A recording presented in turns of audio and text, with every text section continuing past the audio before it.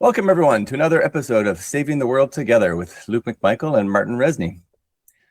Today, we'd like to talk about something that's definitely complicated, definitely hurts to talk about in many ways, and that is war, more specifically the war in Iran, maybe even a little bit about the war in Ukraine. We've talked about that in the past, but we're approaching 100 days now. I think it's 98 days as of today. By the time this is uploaded, it'll be over 100 days of this, I guess, kind of a war that wasn't a war at the beginning, but everyone kind of knew it was a war. Where are we at with this, Martin? What do you think? What's your opinion on this whole war in Iran? What do we need to do? Let's talk about this for our viewers and come up with some ideas. Yeah, it's going great. Well, that was massive sarcasm in case it wasn't clear. I'm, something of a pacifist myself, and I'm pretty sure you are basically too, to a large extent. If that could be the way that things could function, it would be great. But as for this specific conflict, I mean, what didn't go wrong? It's just like, let's sort of, if I get to like why it started at all, and I'm going to do this sort of like geopolitical expert thing where I'm going to pretend that there was an elaborate reason that makes sense, and that it wasn't like a spur of the moment sort of just impulsive nonsense. So if there was a point, and I'm drawing on what the administration was saying that was actually the reason, I guess the number one thing would be the nuclear weapons that Iran does not have and actually wasn't very keen on developing, because there was this whole thing that the original Ayatollah Khomeini, the leader that was assassinated basically at the start of this conflict, to create some sort of regime change potential. That specific Ayatollah Khomeini was actually very much against nuclear weapons. He issued a fatwa that it's anti-Islamic, like the whole notion, and that they specifically should not develop it. There was a deal that Iran had with Obama's administration that, by all accounts, seemed to be working very well. That the point of that, obviously, was to make sure that they're not actually, they have some fissile materials, but that those are used for producing nuclear power or other peaceful projects, and not for weapons, and that it's sort of controlled. So that was the whole thing that was basically working, which, as far as I can tell, Trump repealed because it was Obama's deal. And I really can't, see any other reason than that, because there was no problem with how it was working, and it was accomplishing the stated goal of preventing Iran getting nuclear weapons. Then there's this whole Israel sort of issue related to why or how the war started, and it's also the Iranians were the ones who were the Israelis were the ones who were arguing, especially, that it would be really bad if Iran got nuclear weapon, because they're in the region and they felt that they would be the target potentially of that kind of weapon, and they were announcing through Benjamin Bibi Netanyahu, the prime minister. He was basically announcing every couple of years or so that they're 5 seconds from developing nuclear weapon, and has been doing that for 20 years.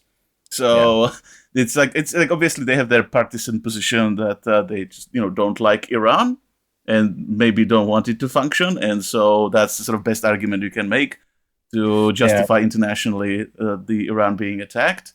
But then that really, the stated goal, so just just saying all this to make it clear that the stated goal doesn't really make a lot of sense. Well, I guess from my perspective, everything you said comes down to the preemptive strike. Is we have to strike them before they strike us, whether it's with nukes or something else, right?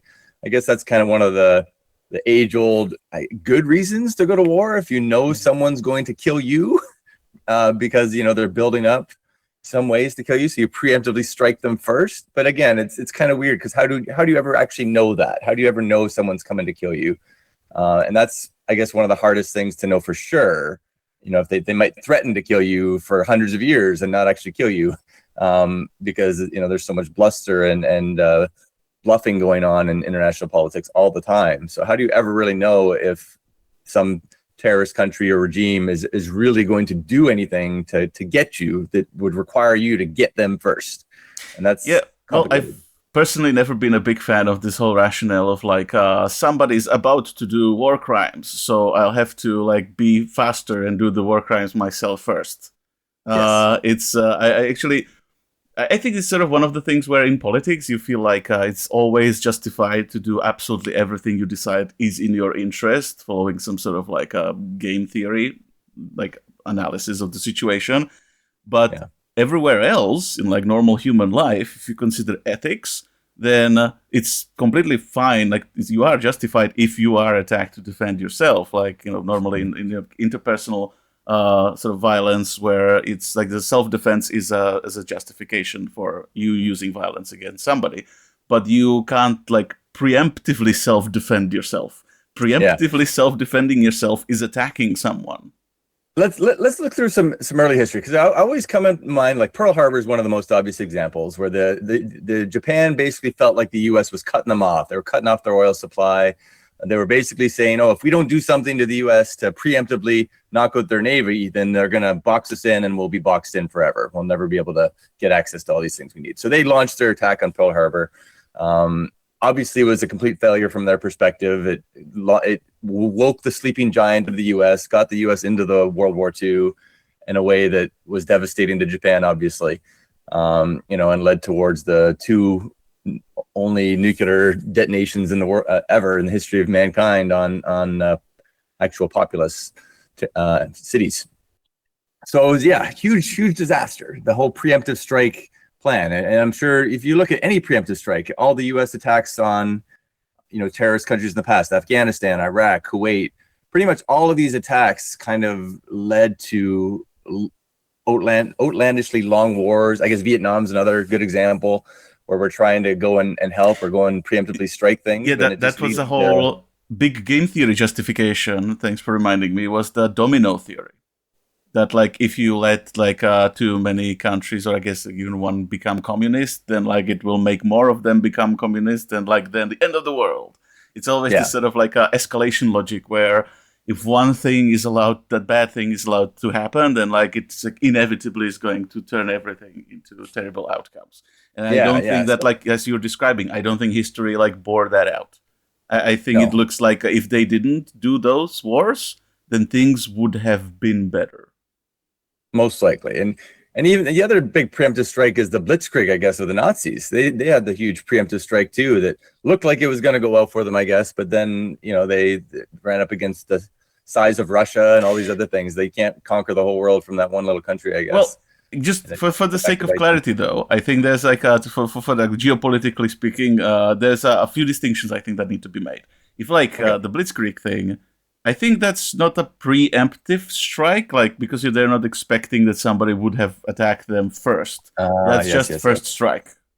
Yeah, that was kind of that was more of a cultural thing where they think we deserve to rule the world. We're the best culture. Let's do it in a preemptive way. Yeah, well, the bad guys. I don't think that like this sort of like bad guys who like that they're bad guys and are sort of like I'm not ashamed about that. They don't really have to think about in terms of like preemptive strikes. Yeah, they just like striking. That's whatever's fair. That's one thing. Another distinction that actually we touched on earlier is, and I think that applies, for example, to both the Japanese, the Pearl Harbor situation, and also to the Putin's special military operation actually against Ukraine, because they would say that it was provoked, that it wasn't like that they already were reacting. Is the logic? It's just the technicality there is that they were reacting to non-violence. The measures there were measures that were not great for them based on their game theoretic goals, I guess, but those measures were like economic measures. Like you would do either in the case of the Japanese, you would like embargo or equivalent of like modern sanctions, basically. And with Russia, it would be like the spreading of NATO, that like too many of the like previously Eastern Bloc countries have freely decided, their populations and governments have decided that they would like to, band together to have a defensive, actually functional defensive alliance. So I guess you could definitely argue that that's not in the interest of Russia from like the point of view of Russia. And you can also argue maybe that like NATO was like a bit sneaky about that. That there was this whole thing that they sort of like said verbally that they were not going to do that, and then like they did do that. It's just like it's still politics, but I think even if in like sort of the worst view of that it was like an attack, I think there's still a difference between like the war by any other means, which is called diplomacy generally, and war by war Right. means. All right. So we went over some basic history of the last 100 years of some of the, preemptive strikes or strikes that backfired horrendously, as well as just, war in general. Is it ever profitable? Does anyone ever profit, in general from war and war-like stuff? Because it's always going to come back to bite you in some way. I think maybe historically you might have been able to have a dynasty for decades or hundreds of years by like Genghis Khan style attacking or Alexander the Great. Maybe they had some success, I guess, with war as far as spreading their legacy or their lineage amongst the entire world. I guess we don't have to necessarily like adjudicate all of human history here. I think what we just need to talk about is modern warfare, basically. Exactly. Like so I'm really focused on like the last 100 years of modern warfare, the ups and downs. Predominantly the downs, obviously, trying to get all of us to understand, why it's so bad, why war is just bad in almost every way. I guess some people think it's good for the economy. It gets people working because otherwise they'll just be lazy bums and they won't do anything if they don't have to fight for their lives. I guess that's the other side of things.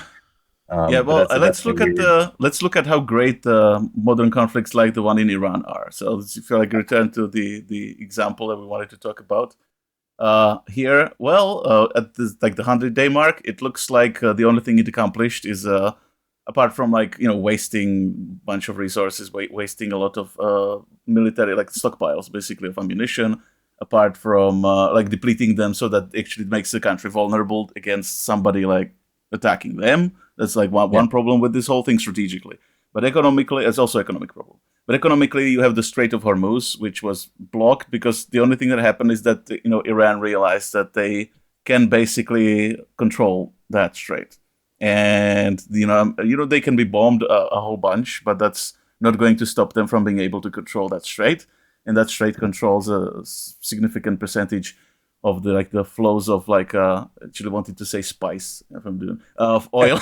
Like it sort of doesn't matter what the strategic resource is, because if you look at a different situation that's maybe close to being a problem, would be something like Taiwan, where it wouldn't be about oil, but it could be about microchips. So it sort of doesn't matter what the crucial economic thing is. You can definitely have like a small, relatively Iran isn't super small. It has like 90 million people population, so it's a decent sized country, but it's not like a superpower or anything. So relatively like medium to small power can actually control something crucial, and it seems that today, particularly with the help of cheap drones, can very cheaply and effectively defend themselves from what would normally, I guess, the big military powers would think would work, which would be some sort of like air campaign or bombing and something, which I sort of geopolitically sort of don't understand, because if you look at history of so how often have just bombing defeated anybody? It's never. This sort of way, you can do a show of force, shock and awe. You can basically do very expensive and bloody fireworks, but that's not going to stop a country. I guess there must be some sort of proportion where if the country is how much smaller does it have to be and weaker and unmotivated, or I guess demotivated? How much weaker it has to be for you as a military power to be able to just overpower it that way? It probably has to be tiny compared to you. It must be something more okay, so you do a bunch of bombing and then you kidnap the president, like the Maduro situation, I think, in Venezuela. So maybe you could do that kind of show of force, but notice that it's not even defeating Venezuela.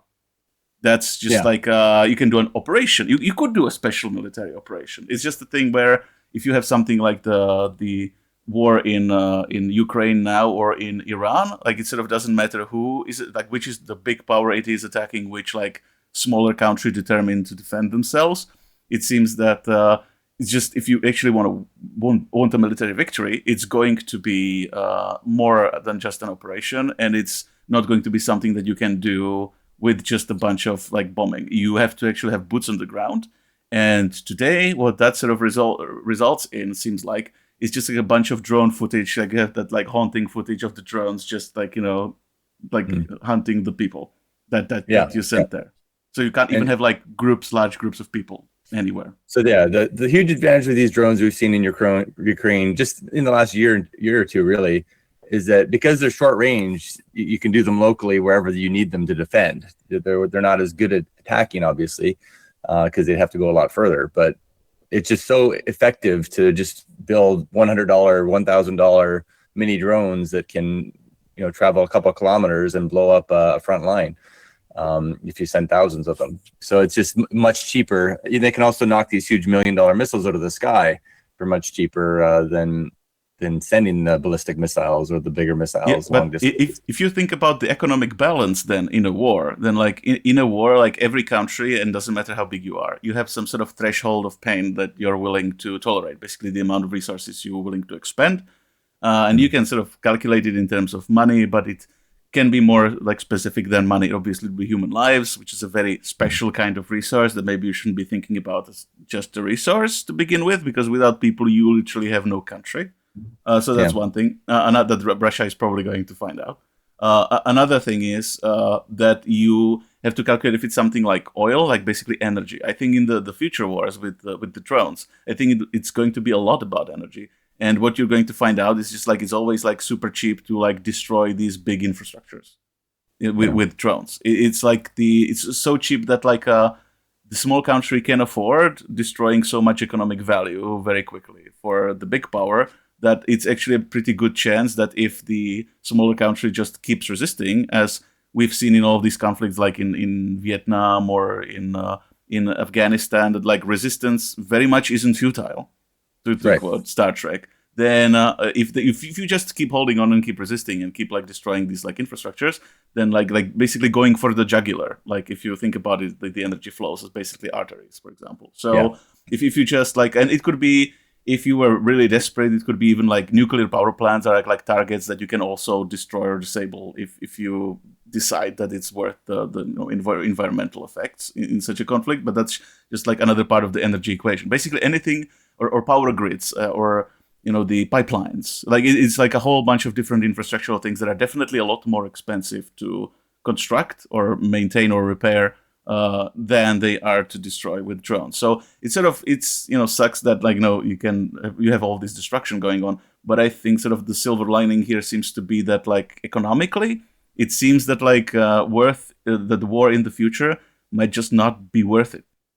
Right, and that's really the goal or the solution, I guess, to end all wars, is to make it less profitable, to make it like there's just no reason at all for anyone in their sane right mind to go to war. And I think we're already at that stage now. We really are. And these last couple of wars, Ukraine, Iran, and even Iraq and Afghanistan, they've all kind of proven, one thing is that war is not profitable at all. Like it's profitable for maybe a few billionaires that are making these bombs and maybe electing the presidents, but for the vast majority of people, of normal people, this is just horrendously expensive, costing us trillions and trillions of dollars that could be used to paint our world with solar panels and green energy and nice cool nature things, cleaning up the oceans. That's where we should be redirecting all this. We should be going to war against Armageddon, or going to war against the destruction of nature, so that we can survive as a species. Well, I actually wrote an article recently about that. I was trying to develop our idea of like generativism as a political and economic philosophy. And I think that like it seems more and more obvious to me now that like if you want wealth, you can spend the energy building wealth. Like the old idea of like stealing it, like looting somebody somewhere else, it just seems like it's not going to work very well going forward, because everybody can really quickly and cheaply destroy everything. So there won't be anything to loot if you do the massive expenditure of doing some sort of military campaign. So it really in the future, like maybe you should just do the Taiwan thing, and maybe you should instead invest all of that energy into developing a high-tech industry that it then requires, like in case of specifically the microchips, it requires actually a vast international cooperation, which also requires that you have this like cheap and safe way, because safety is sort of related to the cheapness of it. of transporting goods across the globe, because there's somebody who can mine the stuff that you need, the raw resources. There's somebody else, like in case of microchips, it's like a cooperation between in terms of technologies is between the United States, like the Western Coast, Silicon Valley basically. So it's like Silicon Valley, Japan, Netherlands, which have like a whole core component of the technology, and Taiwan, and that's just the people who are like doing the techs. Then you have the places where you source the materials and the whole like energy infrastructure and the whole trade infrastructure type stuff. And if you have these like conflicts, like one of the things that's happening is that, for example, United States is like less and less capable, especially because of this like adventurism. They don't have the resources, or I guess the motivation, to like be patrolling the seas. And that's like if there's like one major contribution to like world peace that the United States have done, other than like helping to defeat the Nazis, it was that they basically controlled, but not controlled in like a bad way, but just patrolled and made safe the world's oceans. Meaning that there was like there's never going to be cheaper transport of like global transport of goods than when you have completely peaceful oceans. There were like I think that when there were some pirates, it was like a big affair, because like, oh, there's some pirates somewhere, like the Somalian pirates or something. Like there would be these very small pockets of problems on the ocean. So that was like a story worthy. If you don't have properly patrolled, like globally patrolled oceans by some sort of like global alliance, then what happens is like everybody is making their navies. And as we have seen, is actually one of the another aspects of drone war. It's so easy with drones to sink fleets. Right. That's actually the easiest, seems like, and cheapest. So if there's like a conflict, like you might have like oceans over which nothing can safely travel. Interesting.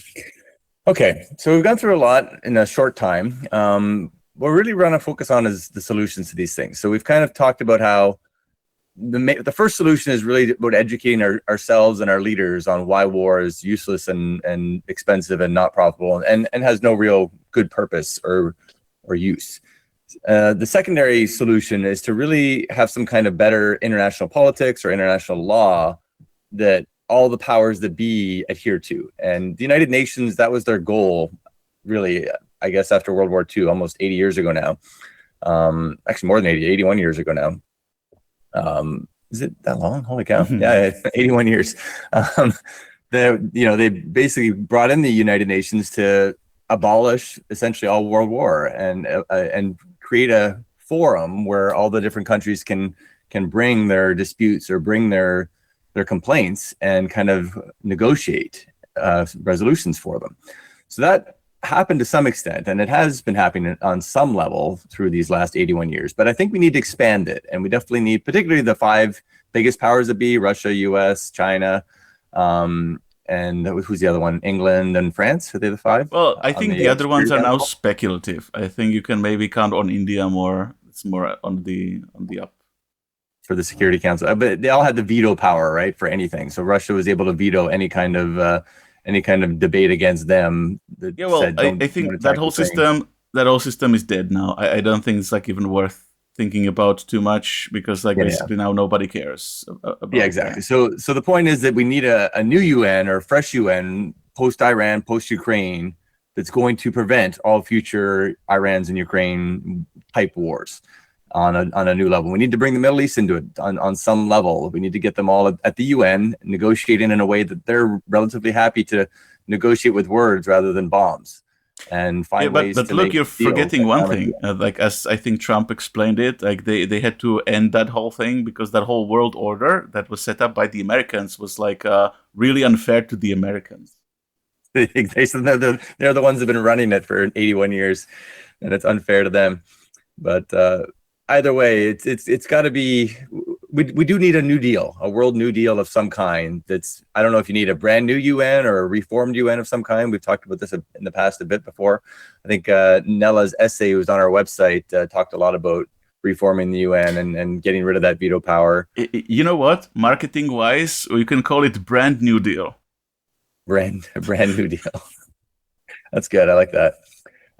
So yeah, we definitely need to rethink how we negotiate to avoid wars. And also, I guess the other big thing is about if someone does break these deals, break these international laws, say with Russia attacking Ukraine or even the US attacking Iran in this way, there has to be some kind of adhere to consequences for those things that the whole world needs to kind of agree to, right? Like if some country is going to break international law and attack somebody unprovoked or without the approval of the international community, I guess, the international community needs to step up and say, hey, we won't deal with you anymore, or we need to have some kind of way to deter that or keep people from doing that without a consequence. That's kind of tough because you can try to do the sanctions, but the sanctions don't seem to be solving the problem too much, because especially if it's a country like Russia who kind of prepared for it and has a lot of like energy reserves or sources, I guess, in their territory. Yeah, it's all about the energy, I think, ultimately. But like, you could say that, like, yeah, sure, they do this sort of ill-advised adventure and it's going to cost them a lot, and like eventually they're going to burn themselves out. And like, so I guess in time, I think these sort of problems are sort of self-correcting, assuming like the whole world doesn't get blown up. But so that's, I think there's going to be some sort of like geopolitical karma working on it. But if you wanted to like shut it down quickly, I'm afraid you'd have to do basically some sort of like military intervention. Like you have to basically, like, you defeated the Nazis. You basically, a coalition has to defeat, or like, I guess, shut down they did it with the Serbia in the Balkans. Like I think that kind of intervention is the only way of actually shutting it down. So I guess the example that we would however have to consider, it would be sort of like historically ironic, would be something like, if you look at the kind of an actor that's like causing a lot of problems all over the place, would be something like Israel right now. Particularly, to return again to the example of the war in Iran, the problem there seems to be that they're not even interested in like being honest about what they really want in the first place, like to the global audiences. Like internally, in their own language, they're basically saying that they want greater Israel and that it's basically a war of conquest. But as for the Iran thing, it seems like they don't want it to be functional. Like the goal is not even like in the past. Basically, it's not even spite. It's like geopolitical game theory thing. Like you don't want them to be functional because that's the best, like power-wise, for you in the region. Then they can't interfere with what you want to do, and we probably can like steal some of their territory as well potentially. But the thing is, it's not even regime change. Because like even before, even like the kind of wars that everybody had a problem with eventually, like the war in Iraq, like there was this sort of like, we're spreading democracy, we're gonna change the people in charge, and we're gonna try to, I guess, like, I don't know, educate the population, like to do things better or whatever. That is like massively better, even though it's probably still evil and bad. It's like especially if it's disingenuous. But like even like just at least having that sort of like justification and like really trying to do something like show of goodwill, let's say, it's like massively better than this like, no, let's just wreck the whole place and let's rule it kind of mentality. So how do you stop that? Well, for starters, like you would have to have like do some embargo. Like step one always would, sanctions or embargoes would always be like step one. But like for starters, like the United States would have to stop giving them weapons, because like one of the main thing is like making them unable to continue waging that conflict. So I don't necessarily think the embargo should be focused on like generally like economically punishing everybody in the country. But like you have to figure out some plan of like, okay, so what do they need to continue going with that conflict and shut that down, whatever that is. If it's like could be like technology, could be oil, could be like specifically arms, could be whatever. But that's one thing. But if all that fails, and like oftentimes that would fail because if somebody's determined to like wage a war of aggression or like series of them on 7 fronts simultaneously, then like that's not going to stop them. So then like you would have like I guess like defeating the Israelis like you defeated the Nazis, to like complete some sort of bizarre historical. Okay, so let me think that through a little bit, because I think I like this. I think it's interesting where it's going. So if you think of like mutually assured destruction deterrence of like nuclear war, that's been fairly successful. I guess, the fact that we haven't completely annihilated ourselves in the last 81 years. So that's kind of prevented World War III, because all the powers that be know that, they're going to be nuked if they ever nuke anybody. So no one ever is willing to use nukes. That's a line that like no one has crossed or is willing to cross ever. So the question is, how can we do something similar? Not obviously we don't want to nuke each other, but we got to do something similar in a way that if you're going to be a dictator and do something against international law, there has to be some equally punishing act, like a nuclear bomb or something equally punishing, that's going to come and mutually assured that you're going to destroy yourself by destroying somebody else. Well, in some way. I think this one sort of long-standing argument that we've been like even debating at debating competitions ages ago, sort of seems extremely counterintuitive, and I don't actually think that would necessarily be the solution. But there's a lot of talk today, like maybe Iran should have developed that nuclear weapon because countries with nuclear weapons don't get attacked, as like whatever they're doing, as the example of North Korea proves. So this sort of one ironic thing that maybe just everybody should have nukes. Like just give everybody a nuke, give everyone a nuke, and no one will ever use them. No one will ever get attacked. Right now, I think it would be sort of not the greatest historical moment. I think eventually, if you think about it in sci-fi terms, eventually, if technology gets good enough, that's going to be true, because the better technology means more energy, more easily. So eventually, everybody's going to have a nuke equivalent. So I just think that there's a sort of very sort of careful thing, like how do you get to that historical point where that is a fact, but it makes sense. And I think like the point is like it's safe at the point where people don't necessarily think about it in like the weapons first perspective, when they just like, we have like a whole bunch of power and could blow up everything if we wanted to, but we don't have the power to blow up things. It just as a sort of a side effect. Everybody knows that if we wanted to, we have the power to destroy things. But that's more like it doesn't have to be a nuke, like a weapon. It's just a power source. A power source that's like fueling stuff that's peaceful. But like everybody knows that if they were attacked, they can turn that power source to destructive purposes, and nobody wants that. So I think eventually, yes. I think right now it's more about something a little bit different, potentially, because right now it would just like prevent anybody being able to do anything with a regime that's potentially extremely rotten, like with the North Korea thing. Like you can't basically do anything with North Korea right now, and so it's just I think like eventually from the inside they're either going to collapse or like that the country itself I think is eventually going to sort its problems out psychologically. It's just that's going to take a long time if they cannot be challenged by anybody. So I think right now it would just be a way to prolong sort of conserve the situation and prolong this sort of any solution of any like humanitarian problems anywhere. So I think it's got to be more like it's sort of difficult to find like a good historical example of that. I always go back to Star Trek basically, because there you have this idea of like what the military is for and what the like Starfleet is doing, and the idea is like they call it humanitarian armada, because that's basically like historically it's a bit of a new thing, and I don't think anybody's really doing it. The UN is like the first weak attempt at that, basically, the blue helmets. But the idea is that like you can have a fighting force, but that fighting force is really completely motivated by preventing conflict. You have to have the capacity to fight conventionally. But it must not be coupled with that sort of any potential of like a warmongering motivation. And I think the problem with the armies today is that the armies are trying to be completely politically sort of neutral or apolitical, meaning that like the current model is you have an army with the generals and everything, and there's a president like in the United States. And the president, it's like a democratic country, it's not necessarily a dictatorship, although remains to be seen what happens in the future. But that's the person's in charge, who is like a representative, theoretically, of the people. And the army's place is not to be political about anything, and it's just to execute the orders.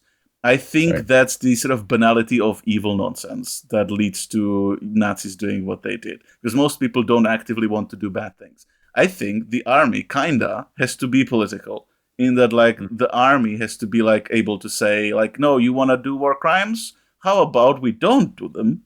And if you keep insisting, then we're going to have a problem. But we are like not political in the sense that like the army would have goals of like fighting anywhere. Like the army would have like, we're here for like defending our country. And you propose to us what we should do to defend the country.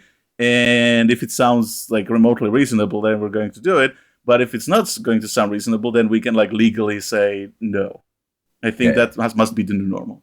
I like that for sure. And I think in a case like North Korea as an example, where you have a dictator basically committing open war crimes amongst his people, enslaving his people, I guess, even though I guess somehow they're brainwashed into loving him or thinking he's God in some ways. But you look at a dictatorship like that, and I guess you have to have some kind of way to deal with things like that, at least a little bit, rather than letting them peter out over 40 or 50 years. You'd like to be able to send in, a special task force somehow, or, send some kind of laser nuke or laser missile from space just to take out that one dictator. Ideally, that's what you'd like to do, but I guess that's easier said than done. But ideally, in a world that kind of agreed that this is international law, this is what constitutes a war crime. So this guy in this country who's committing war crimes needs to be under arrest somehow, and there has to be a special unit within every country, I guess, if they want to deal with the economics of the country at all. If they want to trade with any other country at all, they have to let a certain number of policekeeping blue hats into their country to basically monitor war crimes or arrest dictators who are committing war crimes in some way, and extricate them from the country, maybe, so they can go to world tribunal. Yeah, you just brought up like 15 different problems, because I think it sounds increasingly to me like that there definitely needs to be a whole bunch of reforms to like what's law in these situations, because normally like you can't just because you basically describe, okay, so let's have the Avengers. Sure, and, Agents of S.H.I.E.L.D. Yeah. Basically, Agents of S.H.I.E.L.D. may be even a better example. That's one issue. Another issue, however, is that like oftentimes, like in Iran, they basically like decapitated, as they like to call it, like the several levels of the leadership that does nothing in a regime which is not individualistic. Like right. You can maybe address like one madman in this way who's in charge technically. You can't really address because like, let's be frank, like Iran is not like world's greatest regime or anything. It's the way how it works. I've seen it described as like a kind of like a mob structure, and these sort of like mob-like structures actually are difficult to address in this way because if you eliminate the leadership, that's promotions. So you basically would have to run out of like gangsters in that country, or people who are like have a gangster type personality for that to turn things around. Also, what doesn't help is when somebody like Israel in this situation, because they didn't actually want regime change, as soon as the decapitation happened, they also like assassinated everybody who could have been a reasonable regime change candidate, or at least attack them. So that's another thing where like you probably have to focus more on boosting like whoever's the good guys. I think maybe like there's a lot of focus on like these eliminations, and I think that what actually probably better strategy overall is focusing on building things up, because like you need to have like if you identify who would be actually like the good guys, I think is actually you probably get a lot more out of like supporting the good guys than necessarily trying to destroy things. So I guess that's the other side of things, is if you could somehow reward countries for being good guys, or reward, tyrants or dictators in some way for changing their stripes, I guess, or becoming better. So maybe that you need some kind of, universal basic income on a worldwide scale that you only get as a country if your leader is following international law or something, and they would remove that. You remove it's carrot and stick a little bit, right? If you have a little more of a carrot, maybe we can get people to do better, make better choices. However, it's not a silver bullet, because this is kind of what the Germans tried to do with Russia.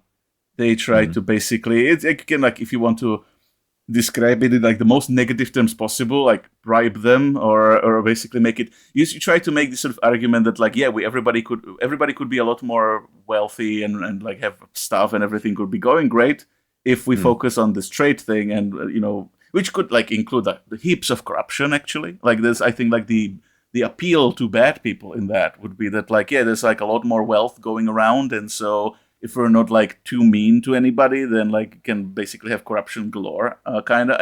And actually, you could even argue that like it's obviously very imperfect, but like better than having a bunch of wars all over the place. So it's like an upgrade, even though it's still kind of unethical, or like I guess not extremely ethical or moral system. So that's one thing. Another thing, however, is that like if you try to do this, like sponsor NGOs, for example, like for somebody from outside of the country is like pouring money into some country to build somebody up, it's definitely viewed as a hostile action by like, especially like the bad guys understand that like it's a challenge to their power, and they don't like that. So it's not like nobody would notice and nobody would complain. I think particularly in European Union, there's been a whole bunch of like arguments about this in the political sphere. Whereas there's like the whole, I guess, the main bad guy of this kind of thing would be George Soros, from like the billionaire from Hungary, who would like sponsored, among other things, actually sponsored like debating programs in post-communist countries, which I think was like example of that, like building up a good thing. I think that was actually like a massively good example of like what would you do. But of course, it would make a lot of people angry, and there would still be like a whole bunch of politics about it. So it's not like some sort of future silver bullet-y, simple like politics solved forever and everybody's happy. It's just like I think the focus should be on like, yeah, maybe we should just do something that's better than these wars. Yeah. Getting that balance of carrot and stick is always a challenge with any kind of negotiations, I guess. What can we offer them? What can we bring to the table to make dictators and warmongers a little more willing to play ball and at least not kill each other, not kill their own people, and not assassinate, all their political opponents or whatever. As soon as they do something like that, they lose access to all of these good things that their country might be getting access to. So yeah, I definitely think there's a lot that can be done though, and as we're seeing, AI get better at analyzing these things and understanding, world politics in its own right, we can kind of maybe look to AI to maybe police things a little bit at some point, or at least help us kind of understand international law and in some ways be the judge of on some level that's an unbiased, impartial judge of what's right and wrong. Yeah, I wrote a whole article about like everybody should have a Jarvis. And I think if you do the AI right, obviously you can do it wrong. But then you have a Terminator thing. But if you do it right, then I think you can have like basically ethical weapons. You can have like a weapon that has like installed. It doesn't necessarily even have to be like a full personality, but basically has some sort of like a ethical programming inside of it, which would prevent it to the extent to which it can identify what's happening and understand it. It would prevent it from basically doing war crimes or doing unsanctioned actions and that type of stuff. And I think there will be a lot of like economic motivation, like incentive for people to try to be making weapons like these and like buying them preferentially, because you don't want to be in a world where you can have an ethical weapon. You don't want to be signaling to everybody like, yeah, I'm a baddie.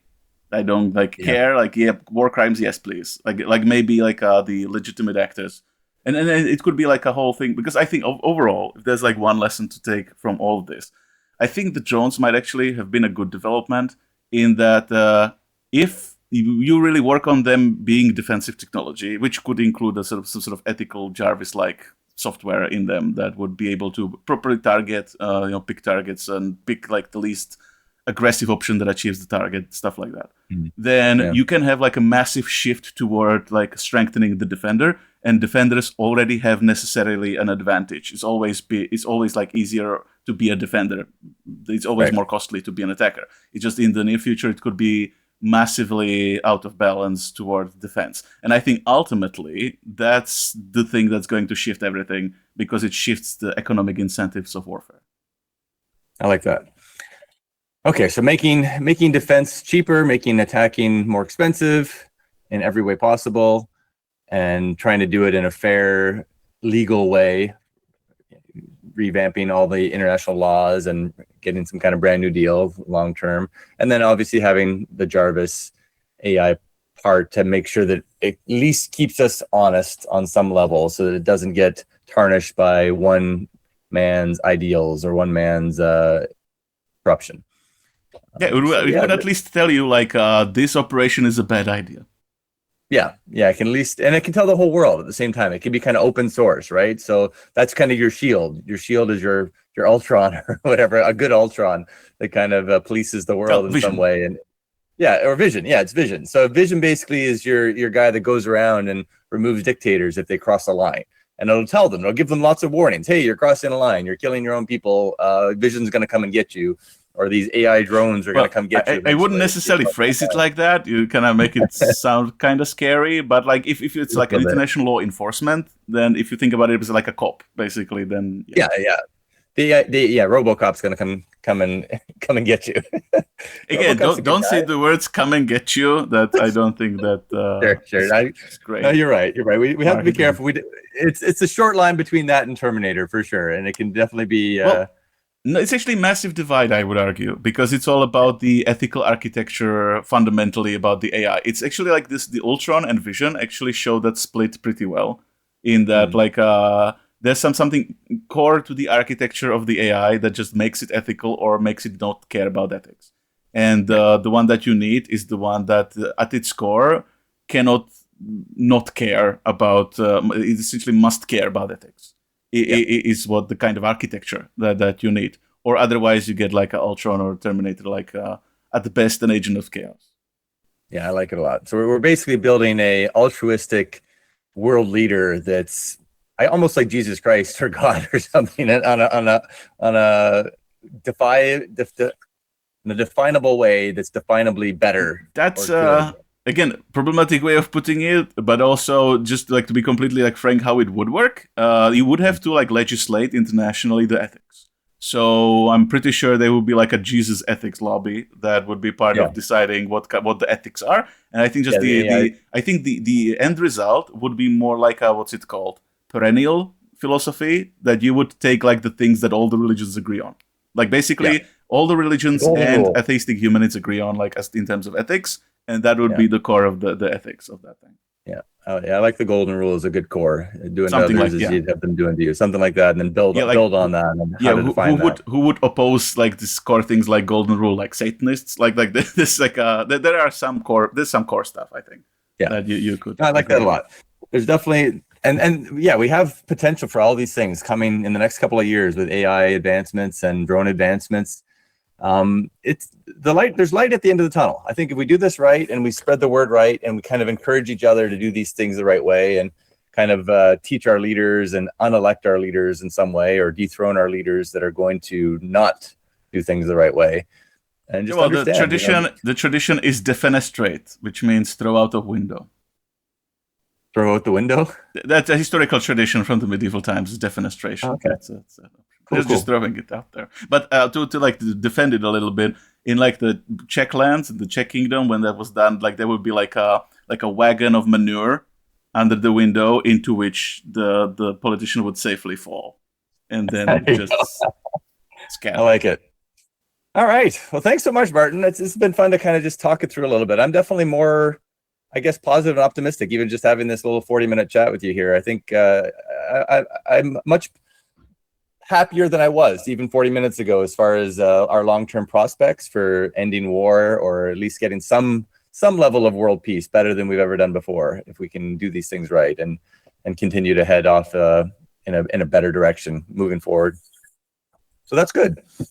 Thanks so much for anyone who's watched this. Please leave a comment. Let us know if you want any other discussions like this in the future. If there's solutions that we haven't touched on that you'd like us to touch on or comments you want to make, please let us know.